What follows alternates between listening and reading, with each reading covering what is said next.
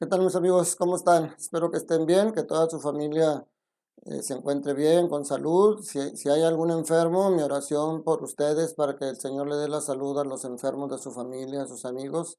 Pero bueno, vamos a alimentarnos de la palabra de Dios este domingo. Ya es domingo 23 de enero, iniciando la tercera semana de tiempo ordinario. La primera lectura que vamos a meditar hoy es del libro de Nehemías, capítulo 8, versículos del 2 al 4, del 5 al 6 y del 8 al 10.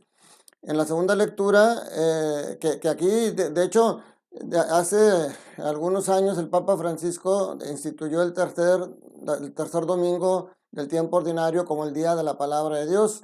Y hoy la liturgia nos marca la importancia de la palabra, la importancia de leerla, de escucharla, de hacerla propia. Y desde esta primera lectura de Nehemías ya nos está poniendo en contexto. San Pablo en la primera carta a los Corintios, capítulo 12, versículos del 12 al 30, que será la segunda lectura, nos habla de cómo hacer también esta lectura en comunidad, o cómo debemos de vernos como una comunidad, como una unidad de cristianos en la que formamos el cuerpo de Cristo, como vamos a ver ahorita. Y en el Evangelio de Lucas, capítulo 1, versículos del 1 al 4 y capítulo 4, versículos del 14 al 21, pues nos narra cómo Lucas narra cómo empieza ya la vida pública de Jesús, cómo empieza el cumplimiento de las promesas hechas en el Antiguo Testamento. Lucas hoy inicia, ya ven que es ya el tercer domingo del tiempo ordinario del ciclo C. El ciclo C le corresponde a Lucas, pero por las fiestas que vivimos en el primer domingo, que era el bautismo del Señor y la semana pasada, pues bueno, fueron otras lecturas, San Juan sobre todo, pero hoy Lucas retoma y todo este ciclo C, Lucas nos va a estar encaminando todos los domingos. En esta primera lectura del libro de Nehemías, les decía, hoy es día de la palabra de Dios y nos enseña cuál debe ser nuestra actitud en la asamblea cristiana que es cada celebración eucarística. Dice, en aquellos días Esdras, el sacerdote, trajo el libro de la ley ante la asamblea, formada por los hombres, las mujeres y todos los que tenían uso de razón. Esta asamblea que se reúne con Esdras y que nos platica Nehemías también ahí presente, pues bueno, es la asamblea a la que nosotros acudimos cada domingo o también entre semana, cada que vamos a una misa, formamos parte de la asamblea que se reúne para hacer lo que nos narra aquí el libro de Nehemías. Fíjense, es una interacción en esa meditación de la palabra de Dios, una interacción entre el sacerdote y el pueblo, que cada uno tiene su tarea en esa asamblea. Dice, y fíjense, dice, Esdras leyó desde el amanecer hasta el mediodía. Nosotros siempre decimos, bueno, más o menos es una hora la que vamos a estar en la misa. Y si se tarda un poquito más, ya estamos desesperados. Vamos a ver ahorita qué importante es que nosotros podamos tener la actitud que tenía el pueblo de Israel. Entonces, ¿qué es lo que hace primero el sacerdote? A él le corresponde leer el libro de la ley. ¿Y qué es lo que le corresponde al pueblo? Estar atento. Dice, Esdras leyó y luego dice, todo el pueblo estaba atento a la lectura del libro de la ley. O sea, Esdras estaba de pie sobre un estrado de madera levantado para esa ocasión. O sea, el que va a leer siempre debe de estar, si se fijan casi en todos los templos, donde está toda la gente sentada y luego donde está el atrio del altar hay escaloncitos, algunos más altos, otros más bajos, pero siempre tiene que estar un poco más alto que los demás para que la gente lo pueda ver. Y dice, Esdras abrió el libro a la vista del pueblo, pues estaba en un sitio más alto que todos, y cuando la abrió, el pueblo se puso de pie. Se fijan cómo esto es el respeto a la palabra, que nosotros también nos ponemos de pie sobre toda la lectura del Evangelio. Y entonces dice, Esdras dijo las palabras de bendición al Señor, y el pueblo responde amén. Y luego, levantando las manos, responde amén, y inclinándose, se postraron rostro en tierra. Esa es la actitud de respeto y reverencia que le hacen a la palabra, y luego se disponen a escuchar atentamente. Y luego de la lectura, dice, los levitas leían el libro de la ley de Dios con claridad y explicaban el sentido de suerte que el pueblo comprendiera la lectura. O sea, nos está hablando de lo que nosotros hacemos, la lectura, la homilía y tratar de que la gente entienda y exprese bien. Pero fíjense Ese estar atentos a la palabra, es estar atentos con la mente, pero también con el corazón. Dejar que esa palabra llegue para que, como los discípulos de Maús, digamos, con razón nuestro corazón ardía cuando el Señor nos hablaba. Y entonces dice aquí, este es un día consagrado al Señor nuestro Dios. Esto, cada que estamos en la Eucaristía, es un día consagrado a Dios. Ese momento debe estar totalmente consagrado. Por ahorita vamos a ver cómo todo el día y todos los días, pero sobre todo el día del Señor, deben estar consagrados a Dios. Y dice, no estén ustedes tristes ni lloren. Y luego dice, porque todos lloraban al escuchar la palabra de la ley. O sea, era tanta la emoción de estar escuchando lo que Dios les decía que el pueblo llorara. Qué diferente a nuestras misas de hoy, que muchas veces estoy yo leyendo el Evangelio o veo cuando están leyendo las lecturas mis hermanos lectores y veo al pueblo distraído algunas veces, veo a algunos incluso cabeceando, medio durmiéndose. Qué importante es que vayamos como la Asamblea de Israel, que vayamos con esa actitud de abrir nuestro corazón y dejar que la palabra toque nuestro corazón y nos transforme en unas personas diferentes.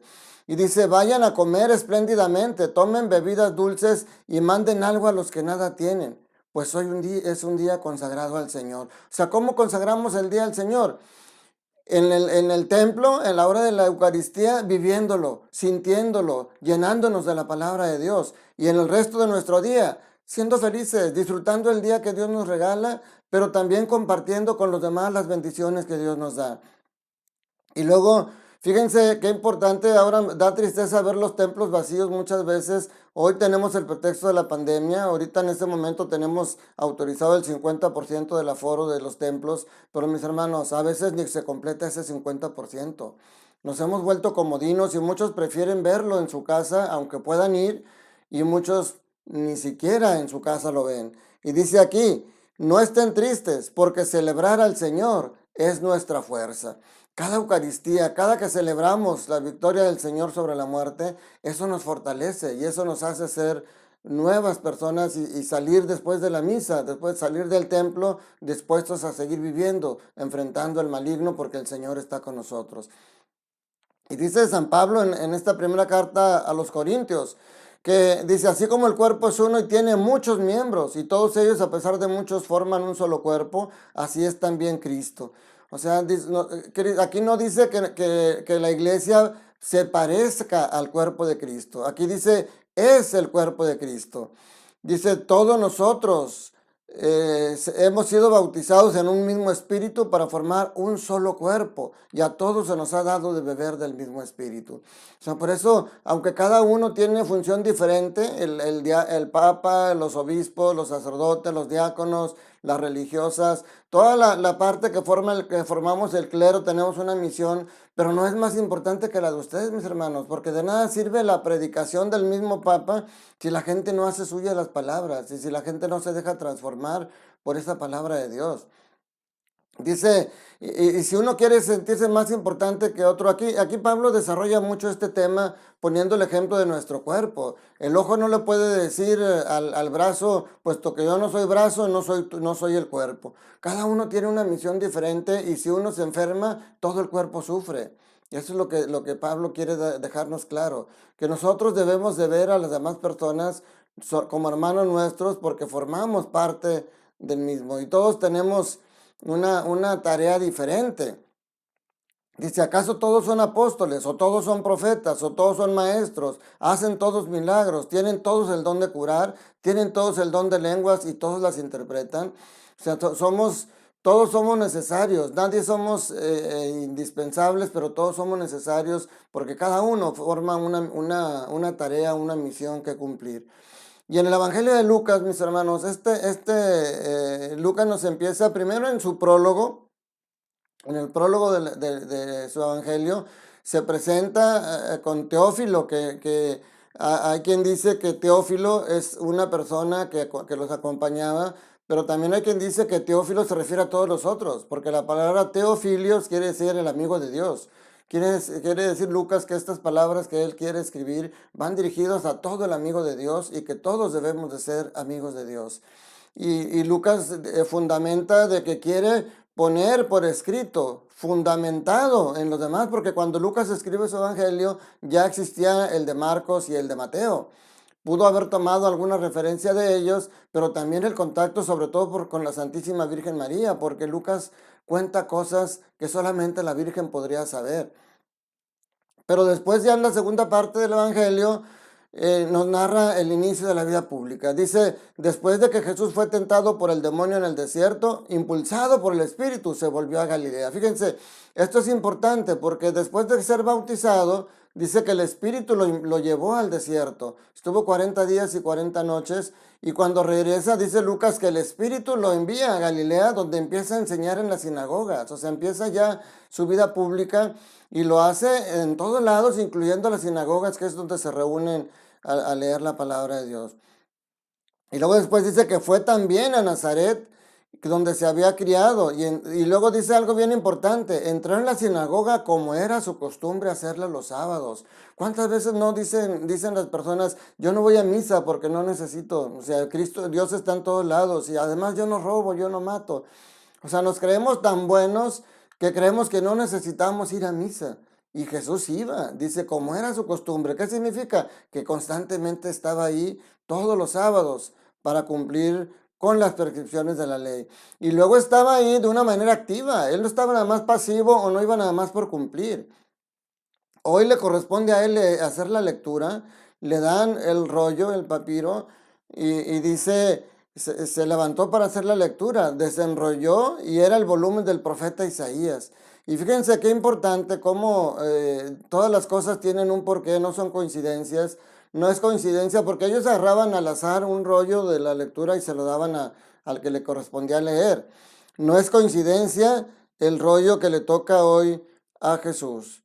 Lee un pasaje del profeta Isaías que dice, el Espíritu del Señor está sobre mí porque me ha ungido. Fíjense, es Cristo lo está leyendo. Cristo está diciendo, el Espíritu del Señor está sobre mí porque me ha ungido para llevar a los pobres la buena nueva, para anunciar la liberación a los cautivos y la curación a los ciegos, para dar la libertad a los oprimidos y proclamar el año de gracia del Señor.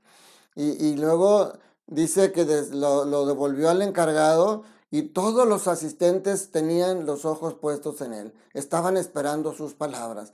Aquí también cuando el diácono o el sacerdote está leyendo el evangelio, los ojos de nosotros, los escuchas, deben de estar puestos en Cristo.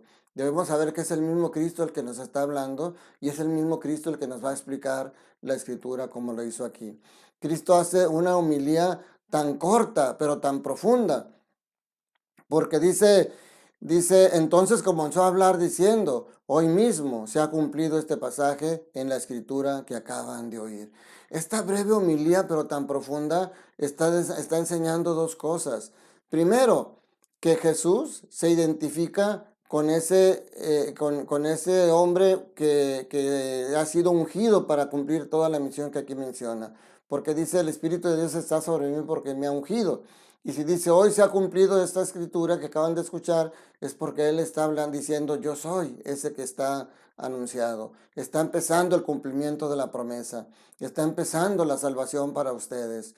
Qué hermoso y qué importante es esto que nosotros lo entendamos. Cristo nos trae un nuevo mensaje que es un mensaje de amor, que ya Dios desde la creación lo ha manifestado, pero Cristo lo ha hecho carne. Cristo ha hecho que ese amor tome un cuerpo y que ese amor empiece a demostrarnos cómo debe ser nuestro amor. Un amor que se sacrifica, un amor que se entrega, un amor que valora más la vida del otro del amado que la propia.